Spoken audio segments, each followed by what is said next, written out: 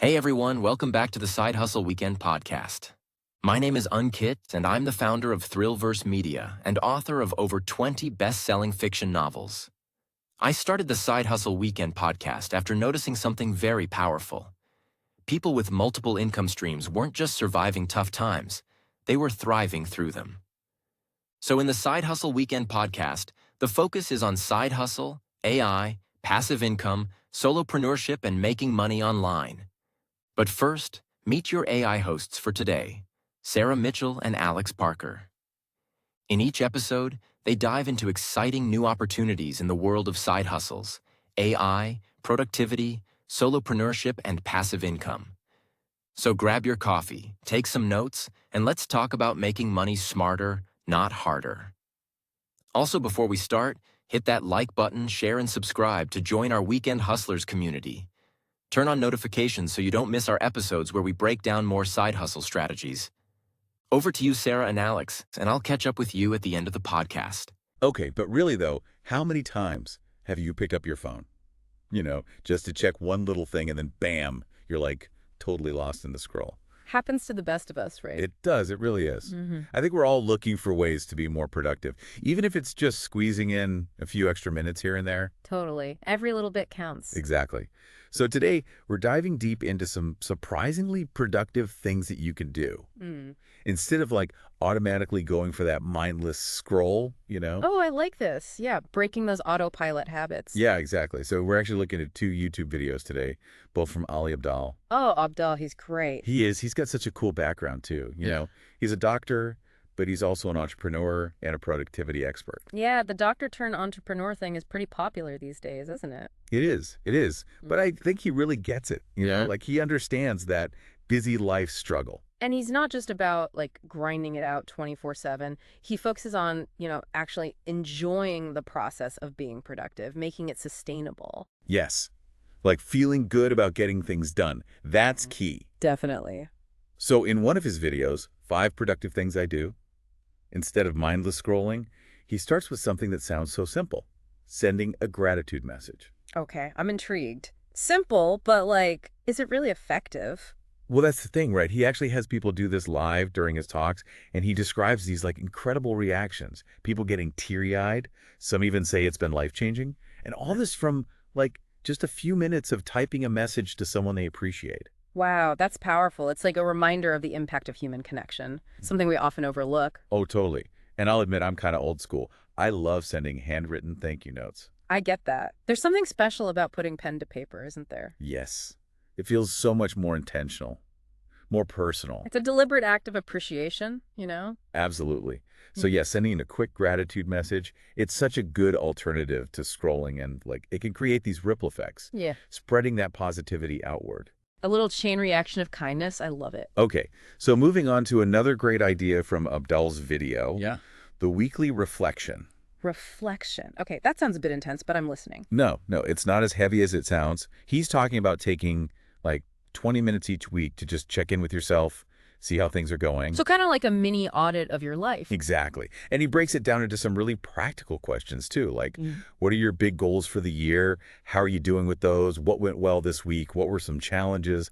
What do you want to change for next week? Okay, so it's about getting that intentional living thing going. Yes, exactly. Instead of just reacting to everything. Right, like actually taking control, Yeah. shaping your own path. I love that. Yeah. And another thing he's big on is celebrating those wins, no matter how small they are. That's so important. It's easy to forget to appreciate how far you've come.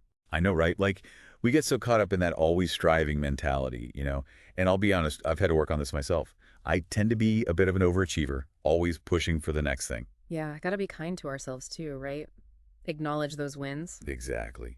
Okay, so get ready for this one. This one might sound a bit out there at first. Abdul talks about using a personal CRM. A CRM. Like, wait, what businesses use? Customer relationship management. Yes, but not for like sales leads or anything. For your personal relationships. Interesting. Using those business goals for your personal life, huh? Right. And I think that's part of what's so cool about Abdal's approach. He's always experimenting, finding ways to use technology to, enhance his life. And it makes sense, especially these days, right? We're constantly bombarded with information. It's hard to keep track of everything. Yeah, like all those birthdays and remembering details about people's lives. trying to follow up on conversations. It can be a lot. So a personal CRM could help with that, offloading some of that mental clutter. Exactly. And I know it might sound a bit intense, but Abdal keeps it super simple. Yeah. He started with just an Apple Notes folder. Okay, that makes it less intimidating. Right. It doesn't have to be complicated. And think about it. We already use systems to remember things like birthdays or, our colleagues' kids' names. Yeah, that's true. This is just taking it a step further. So it's about using tech to be more thoughtful, more present in those relationships. Yeah, rather than letting it distract us. Yeah. And he tells this great story about how his CRM helped him remember a specific detail about a friend's life. And because of that, he was able to ask this really thoughtful question that led to this much deeper conversation. Wow, that's awesome. It's the power of really listening and remembering. It's those little things that can make a big difference. They really do. It's about building those genuine connections. Okay, so we've been talking about being intentional with our relationships, and that actually leads perfectly into Abdal's next suggestion. He's really into recording podcasts. Okay. But even if it's just a private one, like with a friend or a family member. Oh, interesting. I know, right? Yeah. It might sound a bit intimidating. Yeah. Or maybe even a little weird at first. A little strange. Yeah. But Abdal talks about how recording these conversations, even just with his brother, has led to some of their most meaningful and insightful discussions. I can see that. And it's not just about the content of the conversations, it's the act of recording itself. Oh, how so?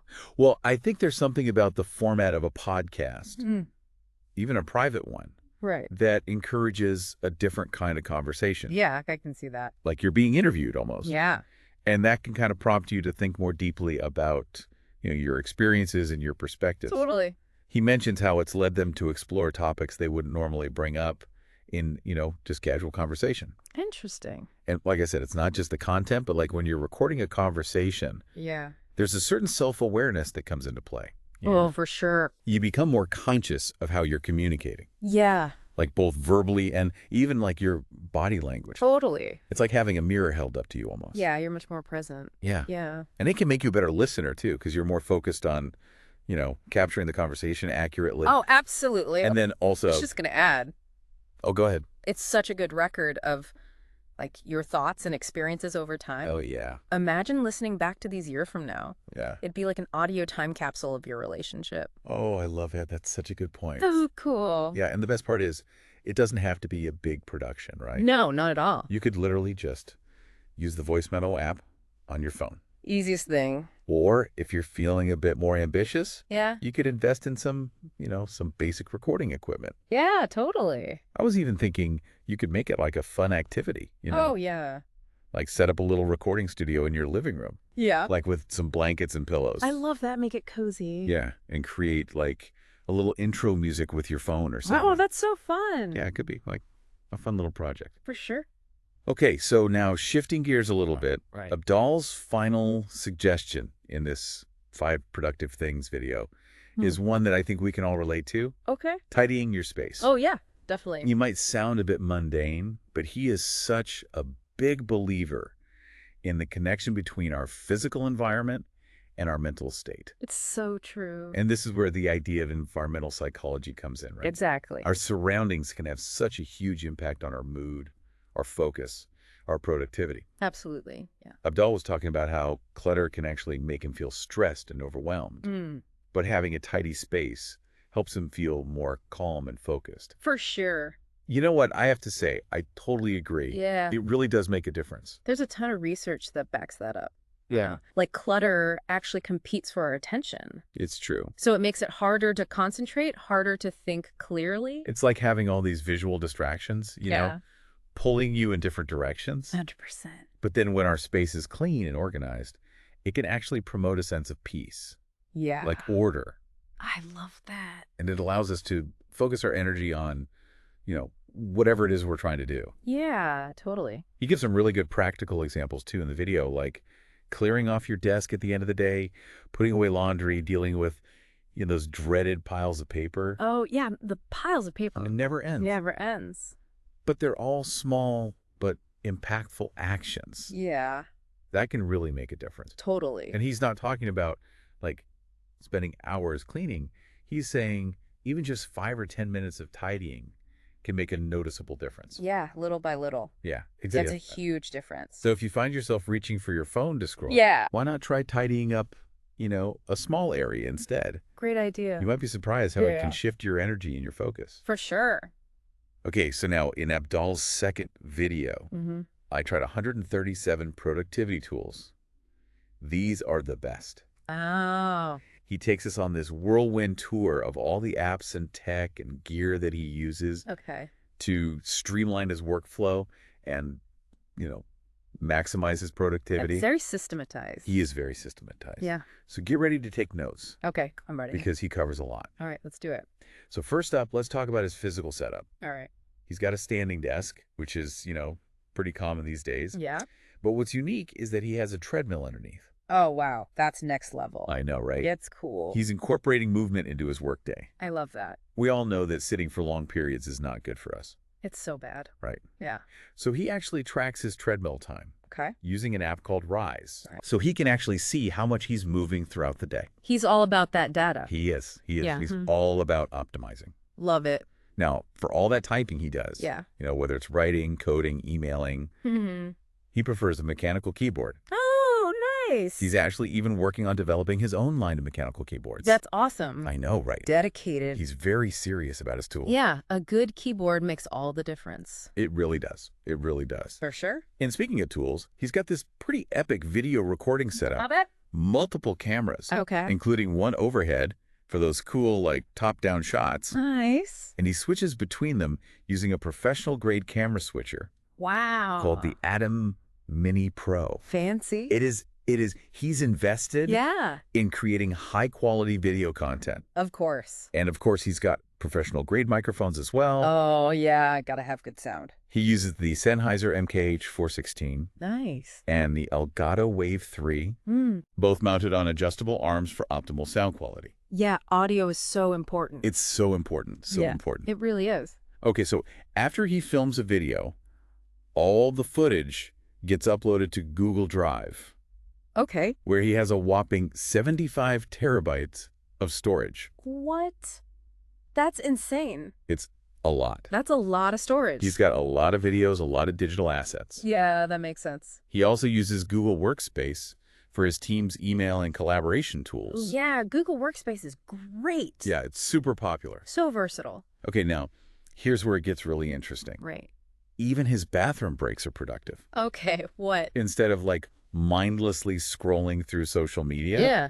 he uses an app called Reader Okay. to catch up on articles from his RSS feeds. Oh, that's clever. It is, right? Yeah. Make the most of those little pockets of downtime. Yeah, and stay informed without getting sucked into the social media black hole. Exactly. Save that. And if he comes across an article he wants to save, he can highlight it in Reader, Mm-hmm. and those highlights get synced with Readwise, Okay. which then syncs with Notion.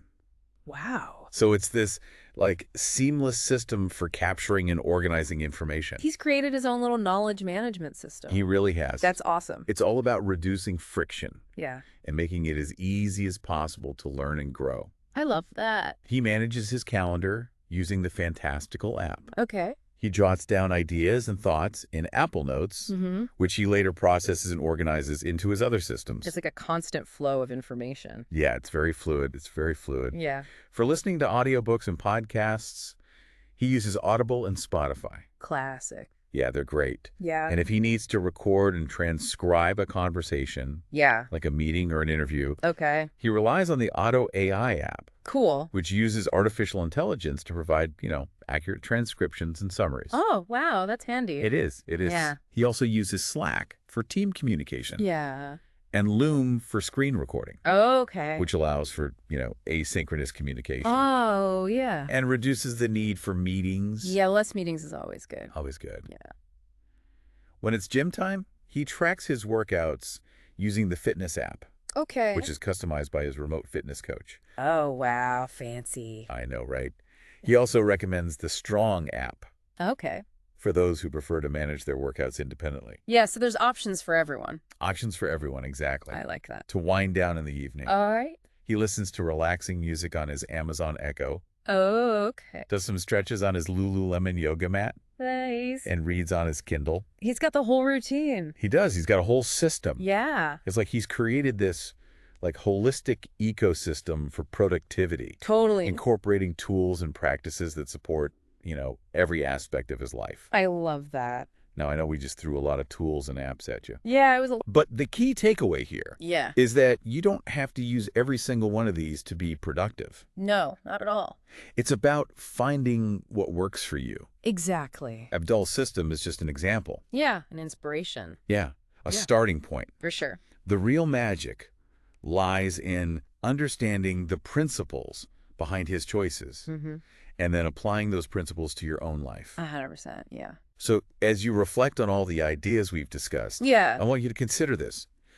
What are your biggest friction points? Ooh, good question. What are those little things that make it harder for you to do the things you want to do? Yeah, like what are those roadblocks? Exactly. Yeah. It could be anything from, a cluttered workspace to a constantly buzzing phone to a lack of clear goals. Oh, yeah, definitely. So once you've identified those friction points, you can start brainstorming ways to reduce them. Makes sense. It could be as simple as, setting aside 10 minutes each day to tidy up your desk. Yeah. Or turning off notifications on your phone Huge one. during focused work sessions. That makes a big difference. It's funny. I keep thinking back to that idea of recording a podcast with a friend or family member. It's such a fascinating concept. It is. It goes beyond, just shooting the breeze. Right. It's structured, It is. It makes you think more deeply about things. It's almost like you're holding each other accountable. Oh, I see what you mean, yeah. Yeah. For being present. Yeah, exactly. Engaged in the conversation. And I think when you're being interviewed, even by someone, you're close to, it can, make you see things from a different perspective. Oh, totally. You might say things you've never even, fully formed in your own head before. Yes, that's so true. It's Yeah. like you're discovering those thoughts as you speak them. Totally. And it's all because of the questions. The questions. Yeah, questions that you wouldn't normally ask yourself. Oh, I see. You get these unexpected insights, deeper understanding of your own beliefs. Yeah. Yeah. It's a cool way to, document your relationship, too. It is. It's like creating something special together. And again, it doesn't have to be this big, complicated thing. Nope. You could literally start with your phone. Voice memos? Voice memos, yeah. Or even Zoom, Skype. Oh, yeah, those work great. Your video. For video. Or if you want to, get fancy, Yeah. invest in some equipment. Yeah. Create a little home studio. Yeah. It could be a fun project to do together. Definitely. So if you're trying to, break free from the scroll and connect with someone, really connect. Deeply. Yeah. I highly recommend giving that a shot. It's worth it. You might be surprised by how much you learn. About yourself, even. Totally. And about the other person. So before we wrap things up here, I want to circle back to that tidying thing. Ah, yes. Creating that space. It's so simple, but it makes such a difference. It really does. He was saying even, little things. Yeah. Clearing off his desk, putting away laundry. It shifts your whole energy. It does. There's a psychological impact there, right? It reduces It reduces stress. Makes you concentrate. Makes you more creative, even. For sure. He even said it motivates him to do other stuff. Oh, yeah? Like what?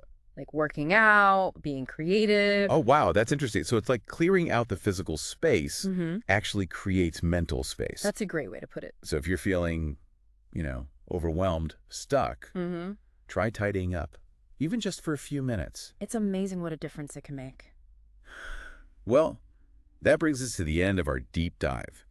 We covered a lot today. All those alternatives to mindless scrolling. A lot of great strategies, tools. And the key takeaway, I think, is that it's not about copying Ali Abdaal exactly. Right, find your own way. It's about those principles. Applying them to your own life. Intentional choices. Reducing friction. Yeah. Using technology to make things better, not worse. It's a journey, not a destination. Exactly. So as you go out there with all these ideas, I want you to think about what one small action you can take today. One thing to get started. To move towards a more productive, fulfilling life. Sending a gratitude message. Do that weekly reflection. Tidying up. Maybe even just putting the phone down for a bit. Be present. Every journey begins with a single step, right? It does. So what will yours be? So that was today's episode of my Side Hustle Weekend podcast. For everyone listening, if you're ready to take action on what you learned today, here's where you can find more resources. First, head over to sidehustleweekend.com.